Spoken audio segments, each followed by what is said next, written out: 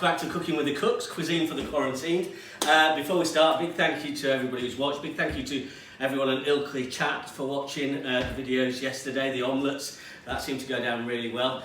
Today we're making homemade pizzas, and if you tried to get a takeaway recently, you'll realise this is probably a good idea. I'm going to make quite a lot of pizza dough. Pizza dough is the hardest part of this, so I'm going to make quite a lot of it. Because we can freeze it down, we can save it for later. This recipe will make about 8 bases. So you'll also need some sort of tomato sauce like a passata that I'll show you how to do later, just to add little bits to it. Then whatever toppings you want, some mozzarella cheese, some ham, some chicken, whatever you want to put on your pizzas. So I've sort of started to prepare things. In this bowl here, I've got 650 millilitres of lukewarm water, 4 tablespoons of olive oil, 1 tablespoon of caster sugar and 2 sachets, 7-gram sachets of dried yeast. This is just going to get the yeast working a little bit. I've sifted my flour to get all the bigger bits out of it, and there's also a tablespoon of salt in there as well. What we need to do now is incorporate this into there. So I've made a little well in the middle. I've made sure the tops are clean. I've made sure my hands are clean because they're going to get messy in a minute. So I'm going to put that in there and then gradually work the flour in.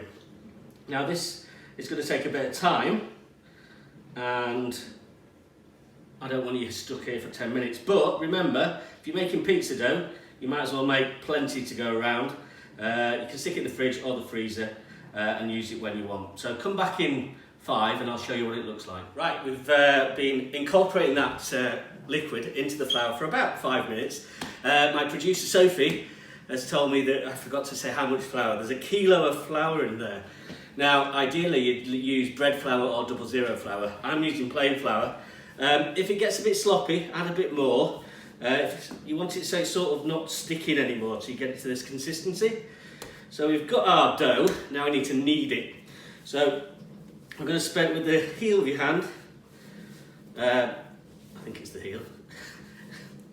Keep kneading it like that for around about 5 minutes. Once we've done that, we're going to put it into a floured bowl and cover it with a wet tea towel and leave it in a warm place, so anywhere in your kitchen today will do, for about an hour until it doubles in size.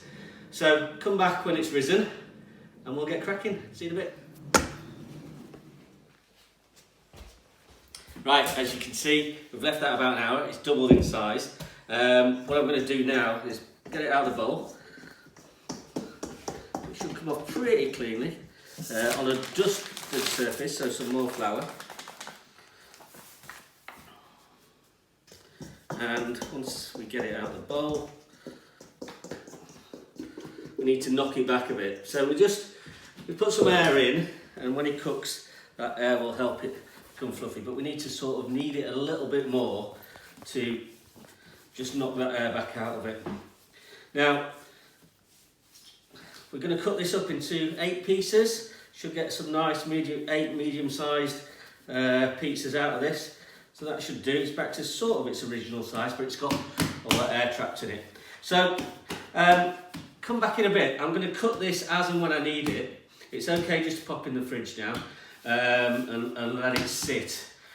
Just to let you know as well, this is Sunday that this one's going out. We're actually making it on Saturday. And loads of people have been asking for the Yorkshire pudding recipe again. So when I share this one tomorrow morning, I'll also share the Yorkshire pudding recipe, which was the first one we did about 10 days ago. So if you're doing a Sunday lunch or a Sunday dinner, you can have some perfect Yorkshire puddings with it as well.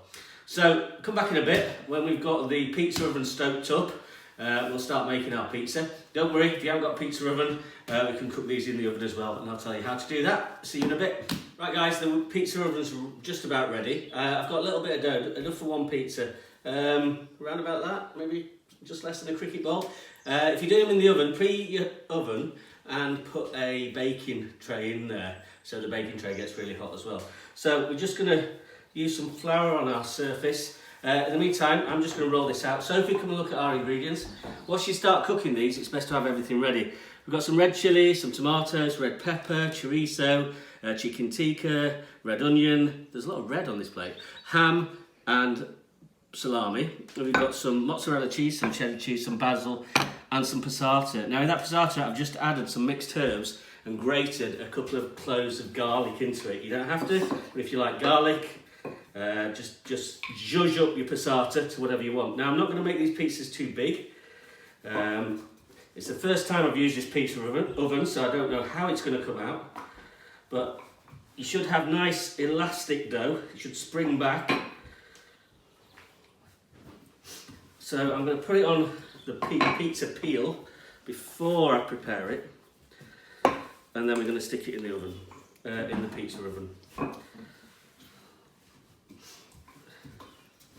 Okay, they're never going to be perfect, homemade pizzas, but that's part of the joy. So I'm going to put that on the peel that's floured. I'm going to start with our passata. Put a blob in the middle and move it round. What do you want on this pizza, Soph? This can be yours. Chicken and chorizo, please. Chicken and chorizo, okay. So get that right to the end. Maybe leave it a little bit if you like a crust. Get it as close to the end as you can. There we go. Okay, so put some mozzarella on. Boom, boom, boom. Chicken and chorizo. Soph? Mm-hmm. We'll put some chicken on. We'll put some chorizo on. We'll put a little bit of basil on just for colour. And we'll put some fresh basil on when it comes out as well. Anything else, Soph? Cheddar cheese. Bit of cheddar to finish off with. Right. How this turns out, your guess is as good as mine because I've not used this oven before. We're going to take it. Come on, Soph. We're going to make sure it moves about like that. And we're going to put it in the oven. If you just have a look in there, these ovens get to about 500 degrees. Have a look in, Soph. Okay, so I'm going to pop that in. Give it a couple of minutes and see what happens. Come back in. Right, we've had 2 minutes. I've turned it halfway around, so we should be okay. Traditional wood-fired pizzas. It has caught a bit on one side, but look at that. Woohoo! Now that looks fantastic. So we're going to bob that back on, ready for our next one. I'm going to cut this up. In the meantime, don't forget this is Sunday, so I'm going to repost the Yorkshire pudding recipe. I'm going to send that mid-morning to give you a chance to get your Yorkshire puddings ready for Sunday dinner. Once again, thank you to everyone at Ilkley Chat for sharing today. But most of all, keep safe, stay indoors, and keep cooking. Sophie, you're going to try this? Okay.